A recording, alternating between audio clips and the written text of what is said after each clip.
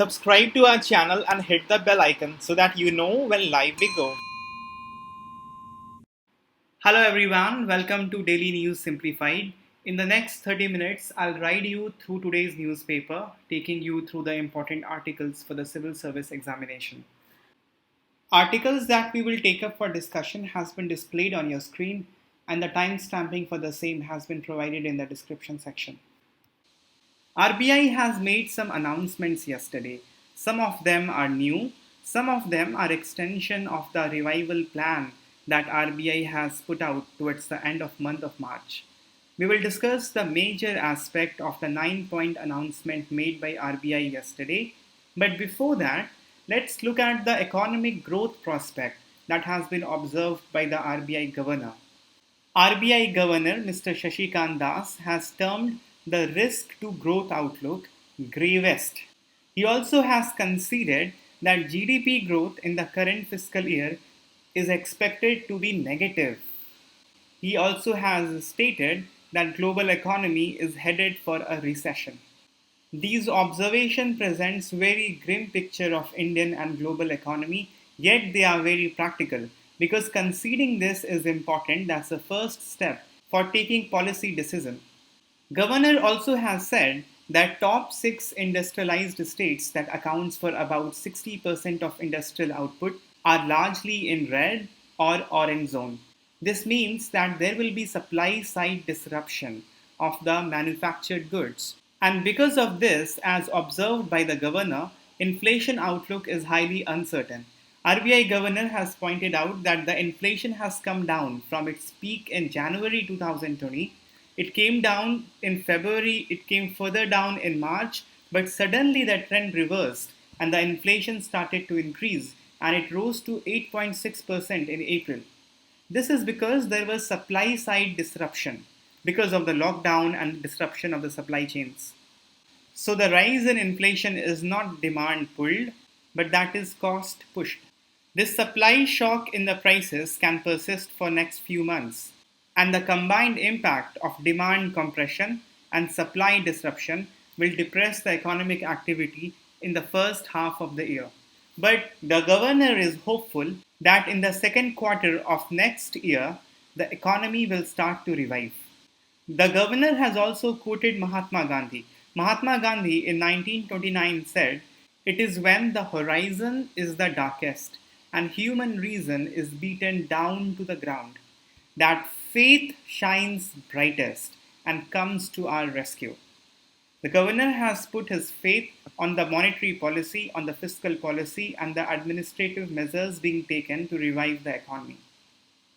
Let us now discuss the important aspects of the announcements made by the RBI yesterday.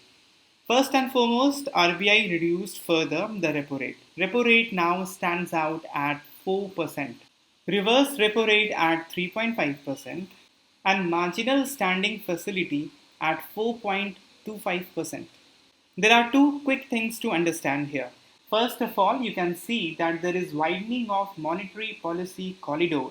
This range from reverse repo rate to marginal standing facility is the monetary policy corridor. Generally, traditionally, the difference between repo rate and marginal standing facility is 0.25%, and the same is for repo rate and reverse repo rate. So the monetary policy corridor generally is of 50 basis point.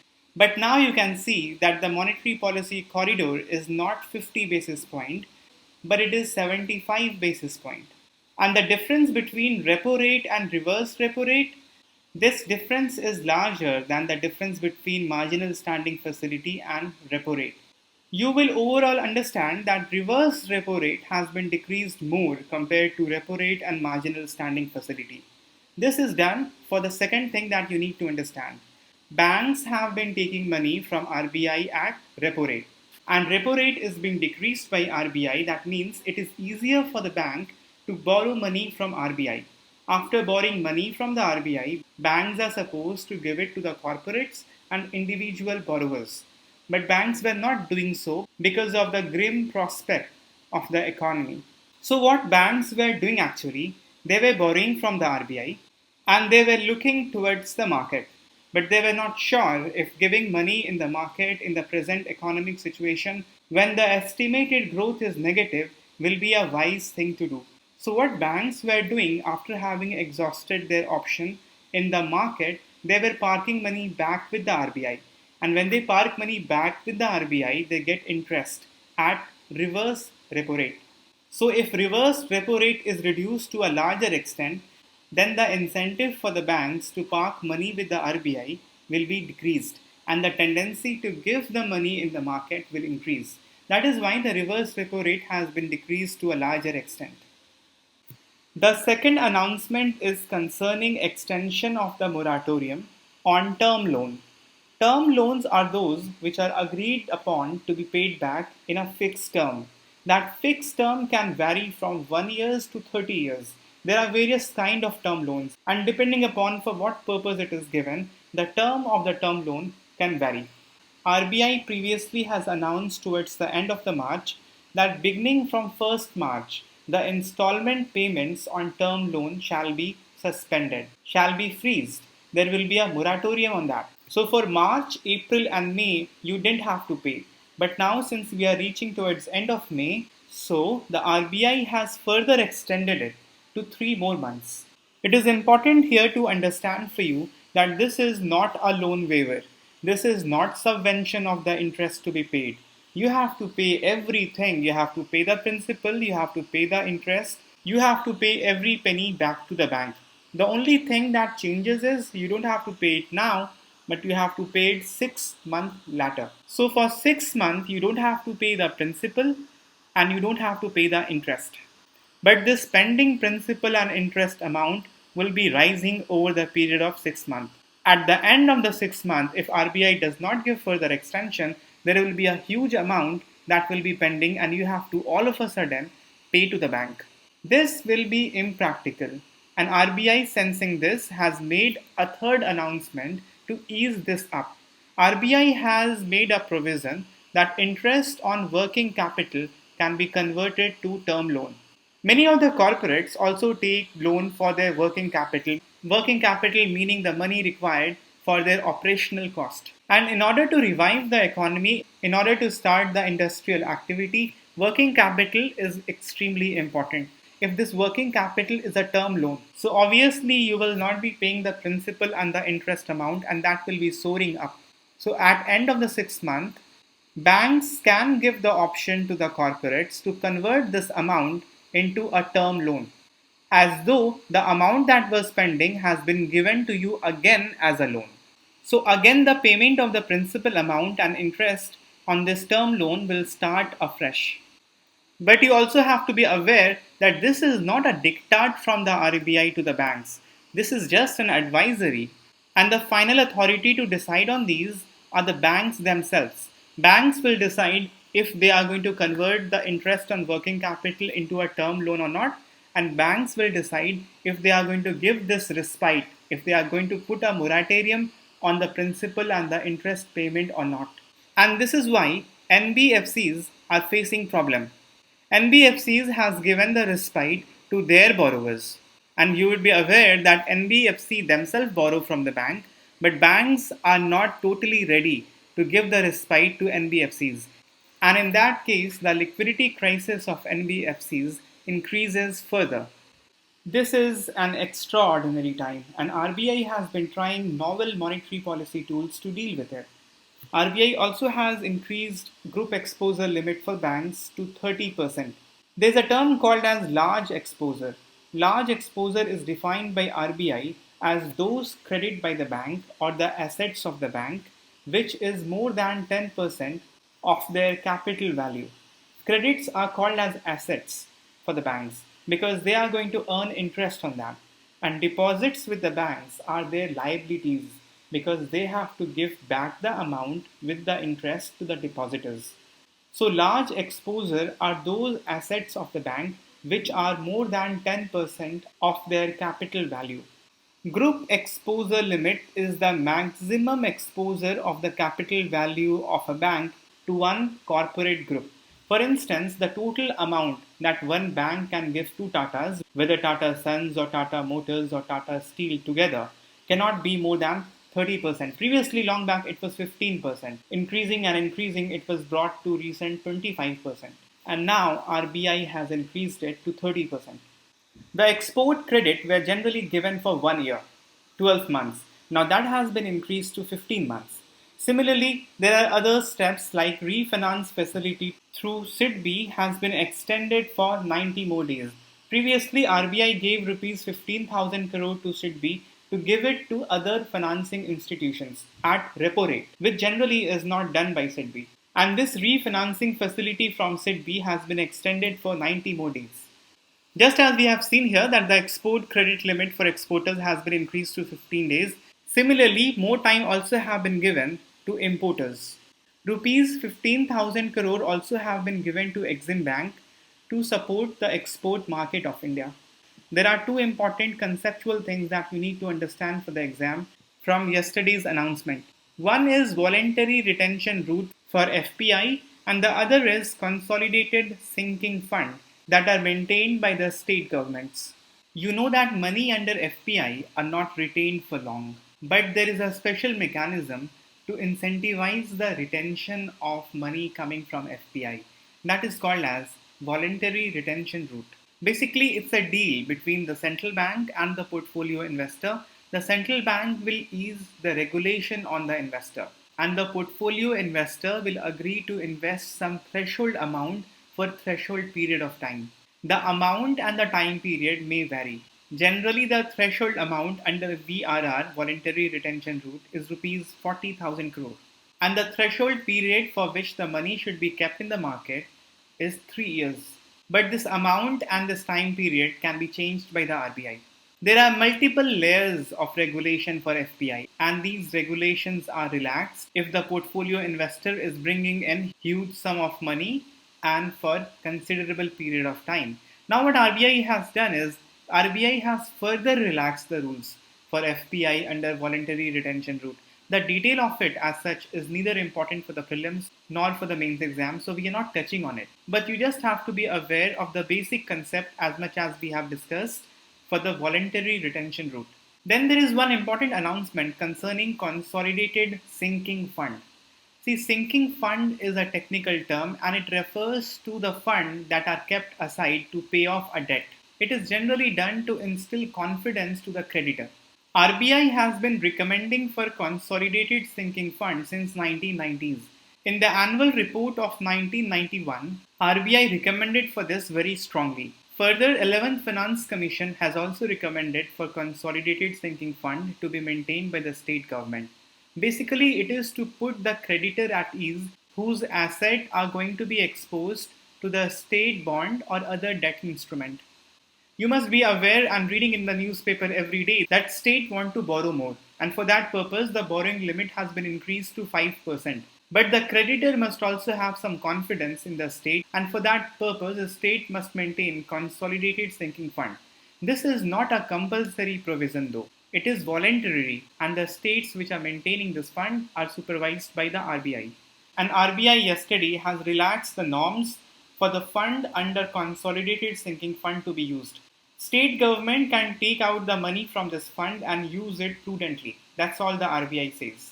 Nevertheless, it increases the fiscal space and state government can draw money out of it in financing their own economic packages. This is all about yesterday's announcement. Everything that I have said has been written in the PDF notes. You can make your own notes on this using the text from there. There is a very important emerging issue of land border dispute between India and Nepal. Today also there are 3 articles in the newspaper concerning this issue. The issue is very important to be understood for both mains and interview. You have to understand the historical context of it and also as to why the issue is emerging now. The issue already has been discussed by our illustrious Vaibhav sir, and there is nothing in today's newspaper that adds value for civil service examination. This issue has been elaborately discussed by Vaibhav sir in the DNS dated 12th May 2020. You should make your notes on this issue from this DNS PDF if not done already, because this is going to be an important issue for the coming mains exam. There is a news on page number 14. New security law will tighten Beijing's grip on Hong Kong. In the mains exam, UPSC asks questions related with India and rest of the world from the IA section. This is a issue as such not directly linked with India. This is a issue between China and Hong Kong. But that does not discount the importance of this topic. Since it's a major issue in current affair, you have to know it. In any ways question can be asked. I'll be framing a question for the prelims exam in the DNS quiz. You attempt that. Secondly, somewhere in the roundabout manner, you can use this issue in writing the mains answer when you are dealing with issue of democracy and democratic rights, and that can be used in the essay paper as well. Thirdly, in interview, they ask any burning issue. They are not confined to the syllabus of the mains exam. And this is one of the important issue making rounds in the news, so this becomes important for the interview as well.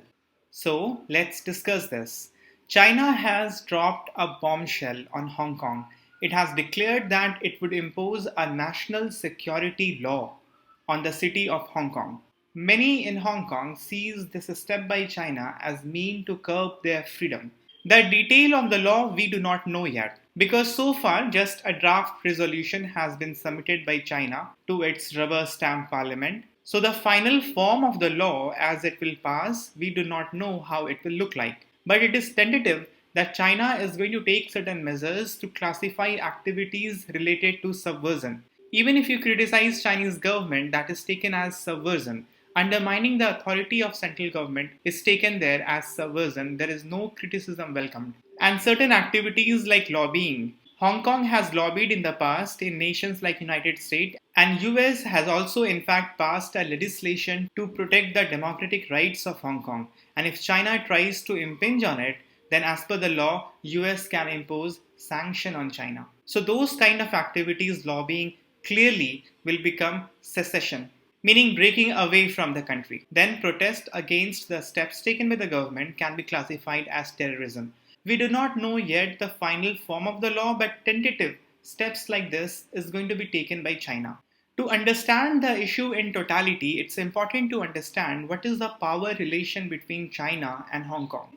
Hong Kong is technically part of China, and it operates as a semi-autonomous city. To understand why and how, we have to go back towards the end of 18th century when China was fighting series of war with Britain. Chinese lost, and they have to cede Hong Kong to Britishers for a period of 99 years. Hong Kong remained in the hands of British until 1997 when Britishers handed Hong Kong back to China, but under a unique agreement. And this agreement gave a mini constitution to Hong Kong, which is called as Basic Laws. And because of this basic law, the relation between China and Hong Kong is operated by a principle called as one country, two system. Under one country, two system, Hong Kong will retain high degree of autonomy, and democratic freedoms are enjoyed by citizens of Hong Kong, which are not enjoyed by mainland Chinese citizens. For instance, right to vote, which is also customarily there in the mainland China, but since there is no multi-party democracy, so it doesn't mean anything. Citizens of Hong Kong also enjoy freedom of speech, freedom of press and publication, freedom of assembly, of procession and demonstration. These rights are guaranteed to the citizens of Hong Kong. There is also a provision of independent judiciary. All matters in civil and criminal jurisprudence will be decided in the courts of Hong Kong, and courts of Hong Kong will be final authority on these matters. The cases will not go to mainland China. However, it's very crucial for you to know that this agreement was not to last forever. And in the agreement itself, it was envisaged that by 2047, after 50 years of agreement, Hong Kong would be fully part of mainland China. But Chinese are not willing to wait for so long, and they have started to assert their authority, although illegally, already in Hong Kong. In 2003, China attempted to push a legislation through the Legislative Council of Hong Kong that would punish the citizens for criticizing China. In 2014, citizens had to protest in large numbers on streets against China's influence in election in Hong Kong. Then in 2019, massive protests broke out in Hong Kong against the extradition bill that was being pushed in the Legislative Council of the Hong Kong that will give rights to China to extradite the accused from Hong Kong to China. This was seen as the gross violation of human rights in Hong Kong and a step to impinge into the autonomy of Hong Kong, because Hong Kong has been given an independent judiciary by the agreement. So that extradition treaty will actually be violative of the rights of peoples of Hong Kong. To understand how China is able to get through its agenda in Hong Kong, you have to understand the political system in Hong Kong. In Hong Kong, the head of the government is called as the chief executive. And the chief executive is not directly elected by people, rather, it is selected by a small committee. And the name of the chief executive is cleared by China. Executive have no control over the laws. There is a strict separation of power. The laws are made by Legislative Council. There it is famously called as LegCo. This LegCo has 70 seats. And ever since the agreement was made in 1997, the pro-democratic parties, they always dominate in the election. But however, the pro-China parties, they are always in majority. And because of this, it is easy for the executive to have control over the legislature, and indirectly, it is easy for China to have control over Hong Kong. The reason why pro-Chinese political parties dominate in the legislature, even though pro-democratic parties outperform in every election, is that election does not happen in all 70 seats. Election only happen for 40 seats. So majority of these 40 seats goes to pro-democratic parties, but in the rest of the 30 seats, it is actually outperformance of pro-Chinese parties. The reason is the rest of the 30 seats, they are chosen by the business class. For instance, the financial sector, the medical sector, the insurance sector, they have number of seats reserved for their representative. And the business representatives, they are pro-China. So all in all, the LegCo is dominated by pro-Chinese parties. However, this arrangement was not to be forever. Article 68 of the agreement between the British and the Chinese in 1997 envisaged that the ultimate aim is that election for all members of the LegCo should be held by universal suffrage. But this transition never happened. And the LegCo of Hong Kong technically can pass anything they wish, which will be pro-China. But because of the protests that people do on the street, some of the steps by the LegCo are stifled and democracy still is preserved in Hong Kong. The present issue is related with national security legislation. Actually, as per the agreement, as per the basic law according to which the Hong Kong is governed largely, Hong Kong has the right to executive, legislative and independent judicial power, including the right to final adjudication, barring matters on defense and foreign affairs. In this regard, there is Article 23. Article 23 of the Basic Law requires Hong Kong to pass national security legislation. But the past attempt has triggered massive protest and Hong Kong LegCo has not passed national security legislation yet. So legislation that China is bringing in its parliament is expected that it will require Hong Kong's Legislative Council to pass legislation as soon as possible. In what form the LegCo will pass national security legislation, it is not known to us yet.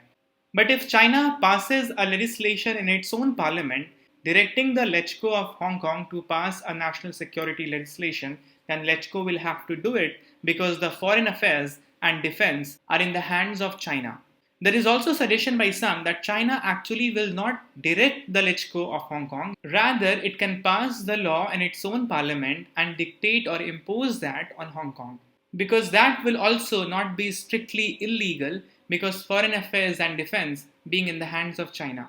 Since the final draft of the bill is not out yet, so we don't know what route China is going to follow. But definitely China is going to do something and you have to keep a close eye on that. The sentiment of people of Hong Kong has been already brutally hurt because people perceive this to be a draconian law that China is preparing for. This can punish people for criticizing Beijing as China has attempted to do this in the past. The bill will definitely stifle free speech and the right to protest because of the protests that have become more common in the past 10 years in Hong Kong. The activists in Hong Kong also have been doing lobbying in US. And because of that, US passed Hong Kong Human Rights and Democracy Act. As per this act, the executive, the President of United States, is authorized to impose sanction on China in case China attempts to stifle the democratic rights of the Hong Kong.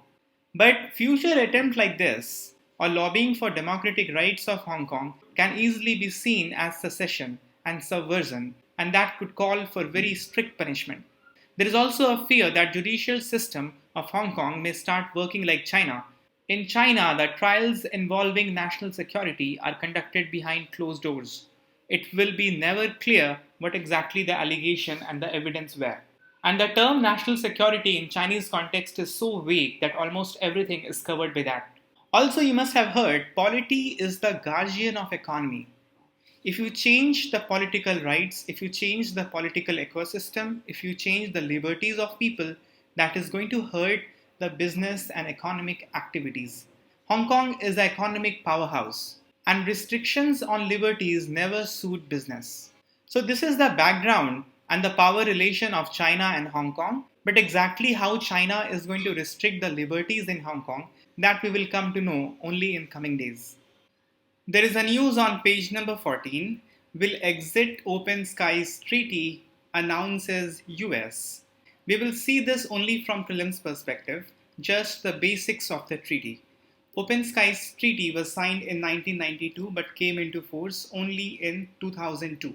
Basically, it's a confidence building exercise, and member states to the treaty can conduct short notice, unarmed observatory flights over the other members to the treaty to collect data on military forces and activities. The aircrafts can be equipped with such sensors and devices to be able to identify significant military equipment of other member nations, such as artillery and fighter aircraft and other military equipments.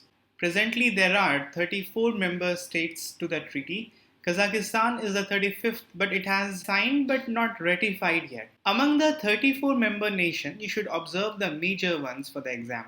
You must remember the P5 members, except China, are party to the state.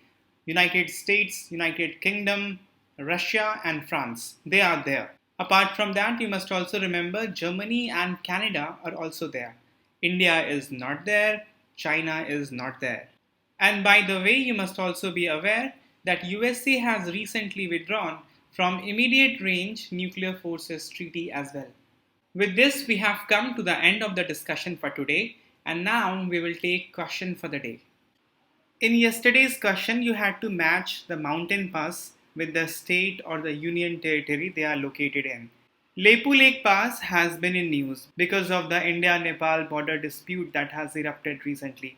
This is in Uttarakhand. So option A and option C will go. Zojila Pass is also very famous. This is in the Union Territory of Ladakh. So option B will also go. Answer would be D. Question for today. Consider the following states: Uttar Pradesh, Bihar, Assam, West Bengal, Sikkim. Which of the above states share border with Nepal?